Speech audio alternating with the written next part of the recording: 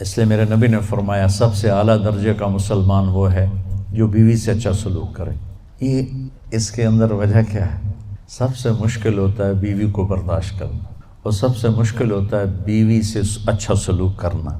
جو یہ رگڑا کھا جائے گا وہ اپنے آپ ہی سب سے اعلیٰ بن جائے گا، جو بیوی کو رگڑا دے گا وہ خود ذلیل ہو جائے گا۔ آپ کو حدیث سناتا ہوں، بڑی ہیوی ویٹ چیز ہے۔ میرے نبی نے فرمایا عزت دار شریف آدمی بیوی کو عزت دیتا ہے، اور کمینہ آدمی بیوی کو ذلیل کرتا ہے۔ کمینے کا لفظ میرے نبی کی زبان سے نکلے، کتنا ہیوی ویٹ لفظ ہے کمینہ۔ لئیم یغلبہن اللئیم ویغلبن الکریم، آپ نے فرمایا کہ شریف آدمی اپنی بیوی کو عزت دیتا اور کمینہ آدمی اپنی بیوی کو ذلیل کرتا ہے۔ اور میں کمینہ بن کے نہیں رہنا چاہتا، میں عزت دار بن کے رہنا چاہتا ہوں، میں اپنی بیوی کو عزت دے کے رہنا چاہتا ہوں۔ اور بیوی کو بتایا اگر میری شریعت میں سجدہ ہوتا تو بیوی سے کہتا اپنے خامند کو سجدہ کر، بیلنس کیا۔ لیکن زیادہ احادیث آیات عورتوں کے حقوق کی ہیں، جو کو کمزور ہے اور پستی ہے اور بہت حق تلفی ہوتی ہے عورت کی، ماں کے روپ میں، بیوی کے روپ میں، بیٹی کے روپ میں بہت حق تلفی ہوتی ہے، تو قرآن اس کو زیادہ ہائی لائٹ کرتا ہے، اور میرے نبی نے بھی اسی کو زیادہ ہائی لائٹ کیا ہے۔ تو پھر خامد اور بیوی کا رشتہ ایسا عالی شان رشتہ ہے کہ اللہ تعالیٰ نے اس کے لیے سینکڑوں آیات اتاری ہے، اور اس کو سب سے اعلیٰ درجے کا مسلمان قرار دیا ہے جو بیوی سے حسن سلوک کرے، اور آپ نے کر کے دکھایا۔ یہ بہت اہم اس لیے ہے کہ بیوی اگلی نسل کے وجود میں آنے کا ذریعہ ہے۔ اس کے پیٹ میں اگلی نسل پروان چڑھ رہی ہوتی، میری اگلی نسل اس میں پروان چڑھ رہی ہوتی۔ میں اگر اس کو ذلیل کروں گا تو سٹریس میں جائے گی، وہ ڈپریشن میں جائے گی، وہ غصے میں جائے گی، وہ دکھ اٹھائے گی، وہ چپکے سے آنسو بہائے گی۔ یہ سارا ڈپریشن میری اولاد پہ جائے گا جو پیٹ میں پنپ رہی ہے۔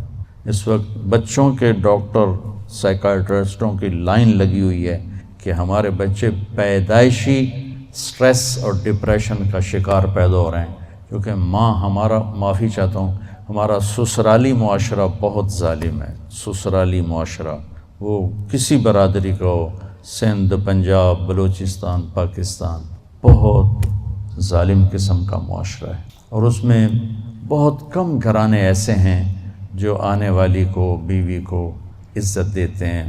آپ کو ایک حدیث سناؤں بڑی مزیدار۔ میرے نبی نے فرمایا یہ جو میرے مدینے والے ہیں نا، مدینے والے صاحب، یہ بڑے اچھے لوگ، کس وجہ سے؟ جہاد کرتے ہیں، تبلیغ کرتے ہیں، ذکر کرتے ہیں، تلاوت کرتے ہیں، تہجد پڑھتے ہیں۔ سنو، غور سے سنو، مستورات بھی سنیں۔ آپ نے کہا یہ میرے مدینے والے بڑے اچھے لوگ۔ یا رسول اللہ، کس وجہ سے؟ کہا جب یہ کسی کی بیٹی کو بیاہ کے لاتے ہیں تو اس لڑکی کو ذرہ برابر احساس نہیں ہوتا ماں باپ کے گھر میں ہوں یا سسرال کے گھر میں۔ اتنی محبت دیتے ہیں کہ اسے لگتا ہے میں ماں باپ کے گھر میں ہی ہوں۔ میں نے اپنی بیٹیوں کو رخصت کر دیا اور کسی کی بیٹیوں کو لایا اپنے بچوں کے لیے، تو میں بیٹی کی جگہ بہو کو بٹھا دوں، کیا فرق پڑتا؟ میری بیگم نے اپنی بیٹیوں کو ڈولی میں ڈال کے آگے بھیج دیا، اور کسی کی بیٹی کو ڈولی میں ڈال کے گھر لے آئی، تو ساس بننے کی بجائے ماں بن جائے تو کتنا اچھا ہو جائے گا۔ اور یہ بچی اپنی ماں کو چھوڑ کے، باپ کو چھوڑ کے خامند کے گھر آئی ہے، تو یہ اپنے ساس سسر کو ماں باپ بنا لے تو کتنا اچھا ہو جائے کہ بھائیو یہ میرے نبی کی زندگی ہے۔ آپ کو عجب حدیث سنو، ابھی یاد آئی۔ قیامت کے دن بلایا جائے گا، بلاؤ بھائی مفتی نجیب، بڑا آیا فتوے دینے والا، تولو اس کے عمل تولو، ٹھیک ہے؟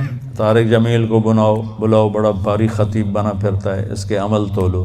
سب سے پہلے کس عمل کو تولا جائے گا؟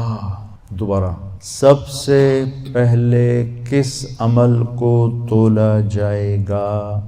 وہ میری تبلیغ نہیں، میرا اللہ کہے گا بیوی سے کیا سلوک تھا وہ تولو۔ مفتی صاحب ہے، مولانا صاحب ہے، رضوان صاحب بڑا تاجر ہے، نمازیں نہیں تولی جائیں گے، سب کچھ تولے گا۔ سب سے پہلے بیوی سے سلوک تولا جائے گا، اور بیوی کا خامند سے رابعہ بصری بھی ہے تو پہلے خامند سے سلوک کیا تھا، پہلے وہ تولا جائے گا۔ یہ اتنا اہم چیپٹر ہے، تو طیب میٹھا بول، کھانا کھلانا، معاف کرنا، صبر کرنا، یہ ہمارے گھر کی زندگی کو، اتنا بڑا لان ہو یا چارپائی ڈالنے کی جگہ ہو، زندگی خوبصورت ہوتی ان رویوں سے جو میں بتا رہا ہوں۔ زبان میں ناگن چھپی ہوئی ہو تو زندگی تھوڑا ہی ہے، زندگی ہے یا کوئی طوفان ہے، ہم تو اس جینے کے ہاتھوں مر چلے۔ اللہ مومن خان کی قبر روشن کرے، کیا شعر کہہ گیا، آتی جاتی سانس کا عالم نہ پوچھ، جیسے دوری دھار کا خنجر چلے۔ یہ دوری دھار ہے زبان میں، جو کاٹ کے رکھ دیتی، اور یہ شہد سے بھری ہوئی ہے جو بڑے سے بڑے زخم کو مٹا کے رکھ دیتی۔ تو محبت دینا، پیار دینا، عزت دینا، یہ اس رشتے کا تقاضا ہے تاکہ اگلی نسل فریش پیدا ہو۔ تو بھائی بہنوں، اسلام ایک زندگی ہے، بڑی خوبصورت زندگی، جس کا تھوڑا سا میں نے آپ کو ایک نقشہ پیش کیا ہے۔ تبلیغ اس کو سیکھنے کی محنت ہے۔ عبادات اور فرائض تو مختصر ہیں، 5 نمازوں کے بعد اوور، حج کے بعد دوسرے کا مطالبہ کوئی نہیں، زکوٰۃ دینے کے بعد دوبارہ مطالبہ کوئی نہیں، اور حج زکوٰۃ ہے بھی پیسے والے، 1 مہینے کے روزے کے بعد مطالبہ کوئی نہیں۔ لیکن زندگی کیسے گزارنی ہے، اس کا 24 گھنٹے مطالبہ ہے۔ ماں کے ساتھ کیسے ہو، باپ کے ساتھ کیسے ہو، بیوی کے ساتھ، بیوی کا خاوند کے ساتھ، پھر دونوں کا بچوں کے ساتھ، بچوں کا ماں باپ کے ساتھ کیسے معاملہ ہو، یہ 24 گھنٹے کی زندگی۔ بھائیو، اپنے نبی کی سیرت پڑھا کرو، اپنے نبی کی زندگی پڑھا کرو، اپنا قرآن پڑھا کرو، آپ کو پتہ چلے کہ زندگی کس چیز کا نام ہے۔ اور جب اللہ آپ کو توفیق دے، تبلیغ میں 3 دن بھی لگانا شروع کریں گے تو آپ کو بہت فائدہ ہوگا۔ اس کی نیت کرو، اس کے ارادے کرو، نماز نہ چھوٹے، کبھی قضا ہو جائے تو رات کو سونے سے پہلے پڑھ کے سو، تاکہ وہ جو ہمارا اس دن کا عمل ہے اس میں وہ نماز ادا نہ صحیح تو قضا میں ضرور آ جائے، پھر آہستہ آہستہ انشاءاللہ پابندی بھی آ جائے گی، اور اپنی زبان سے گالی، غیبت، چغلی، طنز، طعنہ یہ نکال دو، تو دنیا بھی آپ سے پیار کرے گی، اللہ بھی آپ سے پیار کر۔